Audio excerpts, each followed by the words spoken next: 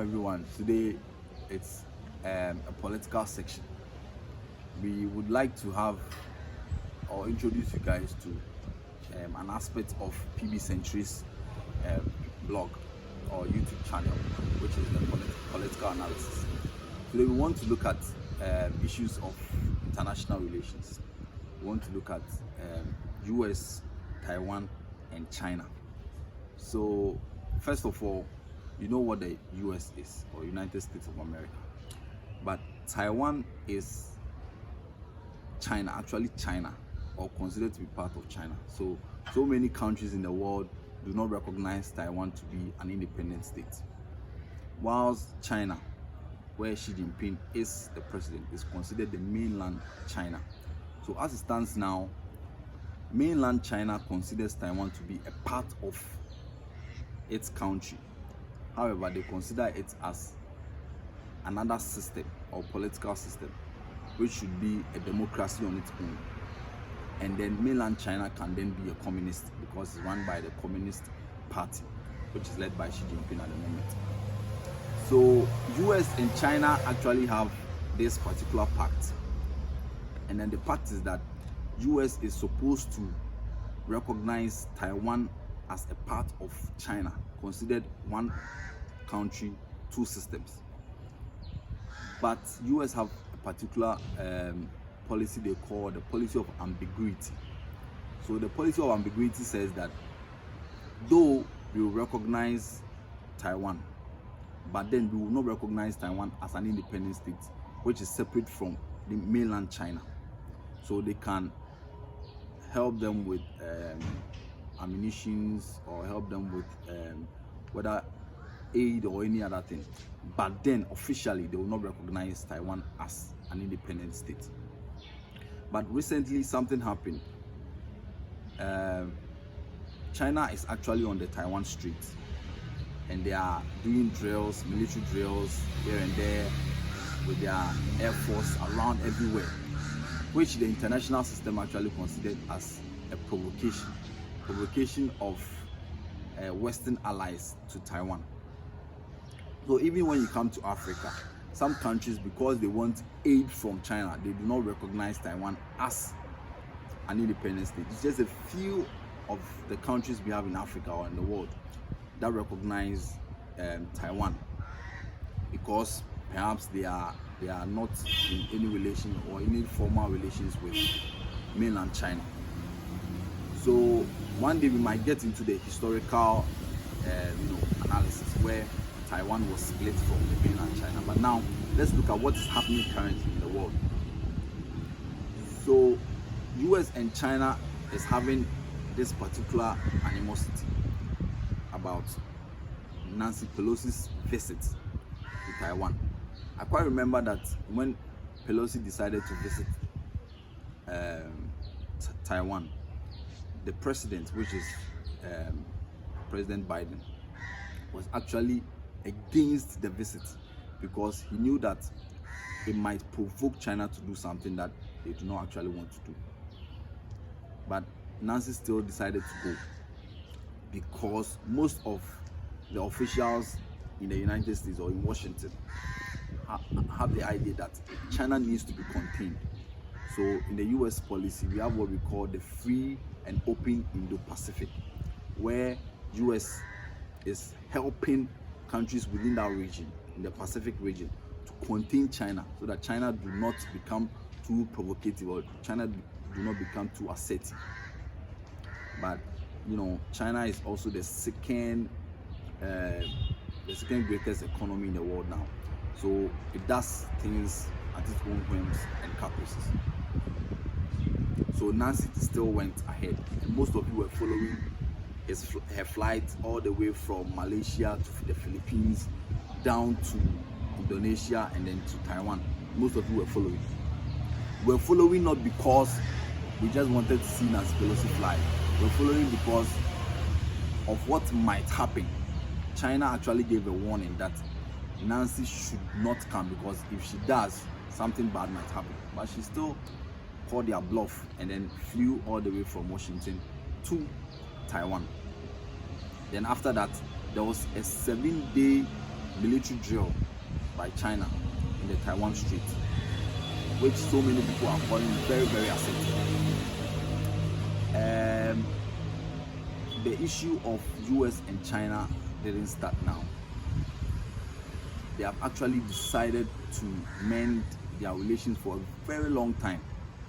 Very, very long time. I remember the last time that there was this provocation by China in the Taiwan Strait was in 1995 and 1990, when there was the Taiwan crisis, when the former President Bush actually sent warships to Taiwan Strait to prevent China from doing anything silly, that is maybe sending in military or sending in nuclear bombs or whatever.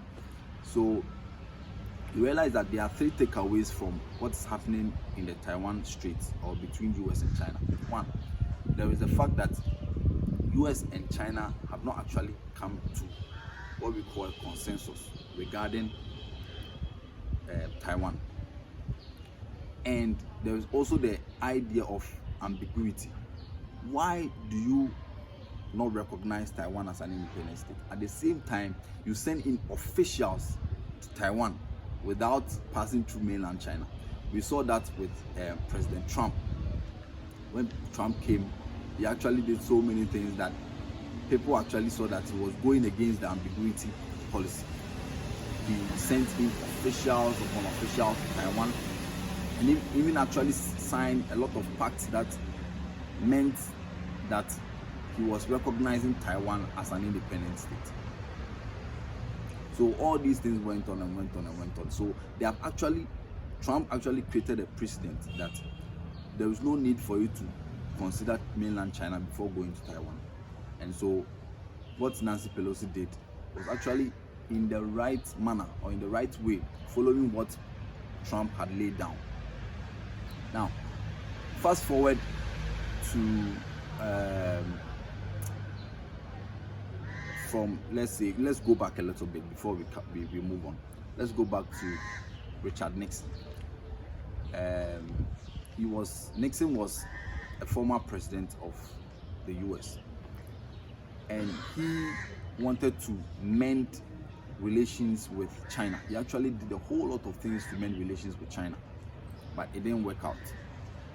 So US and China have actually tried from 1972 to 1995. They've actually tried to mend relations so that there can be official diplomatic, visits here and there. Though there is, but then there is still rivalry between the two countries. There was rivalry during the COVID, when there was recrimination from the Trump's camp and the recrimination from the Xi Jinping's camp. So they were sending in shots. This one will say, okay, you were the one who caused COVID-19. This one will also say, it's not us, and so on and so forth. So their rivalry has been on the geopolitical area, which is the Taiwan or the Pacific area. It has been on economic area. The economic problems were seen mostly during Trump's era, when in 2018 he began a trade war with China. All right, and then we also see a similar one with regards to the area where there is an interdependence between the countries. Chinese economies depend on US for some products, whilst US also depend on China for certain things. So it becomes very difficult for them to link their economies, and so there is a continual interdependence between the two countries, which is why I say there is this three takeaways. There's cooperation, but also because of the lack of compromise, there is still the animosity that still goes on. And there is this particular academic who that is Graham Allison. She says US and China's animosity stems from what we call the Thucydides war, or Thucydides trap, where US is the global power because US leads the global international era now, whilst China is the rising power. So because China is the rising power, and US is the global power. US sees China as a threat, whilst China also sees US global dominance as a threat to its rise. And so because of that idea, there is still the animosity. So the cause of their hostility is actually, numerous. So many people are giving their ideas. And then when you go to US, there are others that see, there are other officials that see that let's contain China, while there are others that say no, we can't contain China because our economy is interlinked. We are dependent on certain things that come from China. So delinking our economies means that our companies will suffer. And we saw that with the trade war. When Trump started the trade war in 2018, so many of the companies in the US were suffering because some of them, they have their manufacturing warehouses in China. And so if you want to put sanctions on China, it is their economies or it is their companies that suffer. And so that makes it very difficult for the two countries, that is US, the global power, China, and the rising power, which is the second largest economy in the world now. So it becomes very difficult for you to delink their economies and for them to delink their diplomatic relations. But what can we say? We just need to sit back and watch what the officials of each country will do. But then what we need to take away today is that China will not sit down for US to dictate. And I'm sure from all the things that I'm seeing that China wants to overthrow US and become the global power, which is for sure, because the People's Liberation Army, which is the PLA, the military of China, is actually modernizing itself every day to match the US. But while they are coming up, US is also flying. US military is the biggest and the strongest so far, and we are hoping that maybe one day they will match, and then we'll see what happens. But we are not hoping for another third war. But all that we can say is that US is still doing its best to maintain peace and stability both in the Pacific and around the world, while China is also doing whatever it takes to become the global power. I'll see you next time. Stay tuned.